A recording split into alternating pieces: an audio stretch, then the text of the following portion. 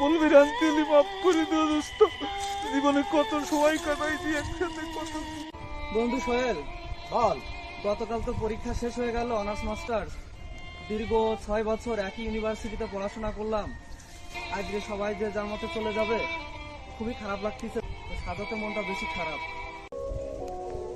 বন্ধু শোন, আজ থেকে 6 বছর আগে যখন অনার্স ফার্স্ট ইয়ারে ভর্তি হই, তখন নিজের পরিবার, তারপরে নিজের এলাকার বন্ধু বান্ধব, এলাকার মায়া, এইগুলো সাইডে এসে যখন আমি এই অনার্স ফার্স্ট ইয়ারে ভর্তি হই, তখন আসলে অনেক আনইজি ফিল করি।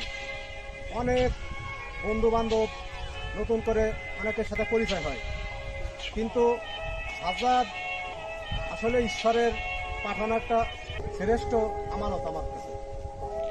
উপহার, হ্যাঁ উপহার। ও আমার জন্য যা করছে, আমি তোর বর্ণনা দিতে গেলে আমার চোখ দিয়ে অলরেডি পানি চলে আসবে। একজনের বেডে 2 জন আমরা শুইছি, ওর একার খাবার অনেক সময় 2 জনে ভাগ করে খাইছি। আমার আসলে বাবার বই কেনার মতো অ্যাবিলিটিও ছিল না, যে বইটা আমাকে কিনে দেবে ওই অ্যাবিলিটিও আমার ছিল না। ওর বই নিয়ে অনেক সময় পড়ছি। যখন পরীক্ষা আসছে, একই সাবজেক্টের পরীক্ষা আসছে, তখন ও ওর বইতে মোবাইলে ছবি তুলে ও ওই ছবির মোবাইল থেকে পড়ছে আর মূল বইটা আমাকে দিয়ে দিছে।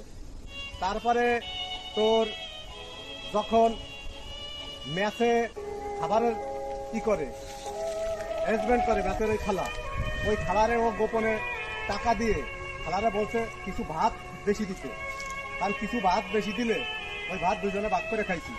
ও অনেক সময় গোপনে ডাউলের ভিতরে পানি মিক্স করে রাখছে, কারণ পানি মিক্স করে ডাইল বেশি দেখাইছে। আমারে বলছে আজকে খালা ডাইল বেশি দিছে, আয় আজকে ভাত 2 জনে যা বেশি হয়ে যাবে না। এইভাবে করে আমাকে ও অনেকভাবে হেল্প করেছে।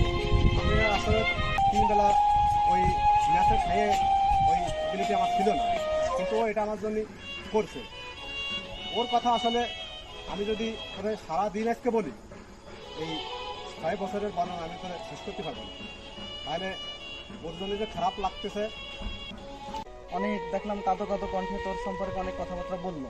আসলে দোস্ত সেলিম, আমি কি বলবো, আমার তো আর বলার কিছু নাই। আমি যদি বুকটা ছিঁড়ে দেখাতে পারতাম তোরে, তাহলে বুঝতে পারতাম যে আমার কিরমতি ঠেকতেছে। কারণ আমার বন্ধু সোহেল যখন বাড়ি গেছে, গ্রামের বাড়ি, ওর মার হাতের খাবার পিঠে না নিয়ে আসি নেই বন্ধু। ও টিউশনই করিছে, সেই টিউশনির টাকা দিয়ে আমার শার্ট প্যান্ট কিনে দিয়েছে। এগুলো কি বলা যায়? ও মাটির ব্যাংকে টাকা জমাইছে, সেই টাকা বছর শেষে মাটির ব্যাংক ভাঙ্গে ও আমার জন্মদিনে উপহার দিয়েছে। আমি একবার অ্যাক্সিডেন্ট করেছি, আমার এ পজিটিভ রক্ত ওর ভাইয়ের সাথে মেলছে। ওর বাইরে বাড়িতে আইনে সারা রাত তোর গমজম খানা কিচ্ছু নাই, সে রক্ত আমার দেশে দিয়ে আমার সুস্থ করিছে, আমার সেবা করিছে। তো এটাই নিয়ম। এক সময় আমরা প্রাইমারিতে পড়তাম, কত বন্ধু বিদায় নিয়ে চলে গেছে, তাদের সাথে আজকে আমাদের পরিচয়ও নেই, কথাও হয় না। আবার হাই স্কুলে ছিলাম, হাই স্কুলে এরকম কিছু বন্ধু চলে গেছে। এরপর ইউনিভার্সিটিতে, কলেজে, ইউনিভার্সিটিতে আজকে আমরা আসি, চলে যাব। আবার হয়তো যখন চাকরি করব, তখনও চাকরি কর্মক্ষেত্র থেকে বিদায় নিতে হবে। এটাই মানুষের নিয়ম, তাই রিয়েলিটিটা মেনে নিতে হবে বন্ধু। বন্ধু, পৃথিবীর প্রতিটা বিদায় খুব বেদনাদায়ক, কষ্টদায়ক, নিষ্ঠুর। 6টা বছর একসাথে এক প্লেটে খাইছি, এক বিছানায় শুইছি, একসাথে রাত কাটাইছি, কত আড্ডা বাজি, কত কিছু করেছি, এক বই পড়েছি। আসলে হয়তো বা ওই দিন আর কখনো ফেরত পাবো না। এই বিদায় আসলে আমার বুকটা ফেটে যাচ্ছে।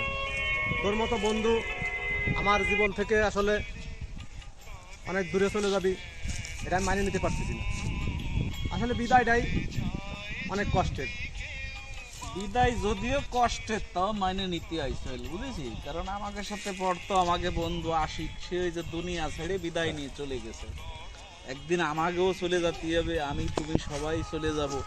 তো আমাকে আসলে এই যে দীর্ঘদিনের সম্পর্ক, দোয়া করবা, আমিও দোয়া করি যে যেখানে থাকো বন্ধু সবাই ভালো থাকুক, হাসি খুশি থাকুক, পরিবার পরিজন নিয়ে। আসলে এই বিদায়, এ মানা যায় না, তারপরও বাস্তবতা মানতেই হবে বন্ধু, বুঝিস? এই জন্য কিছু করার নাই। তোমার সাথে আমার যে সম্পর্ক আসলে বাসায় ব্যক্ত করা হয় না বন্ধু। বলবি রান্তিলি মাফ করে দিও দোস্ত, জীবনে কত সময় কাটাইছি একসাথে, কত কি করেছি রে দোস্ত। বলো তো। চলে যায় যদি কেউ বাঁধন ছিঁড়ে, কাঁদিস কেন আমার গড়া এই জীবনে আছে সব বিদায়।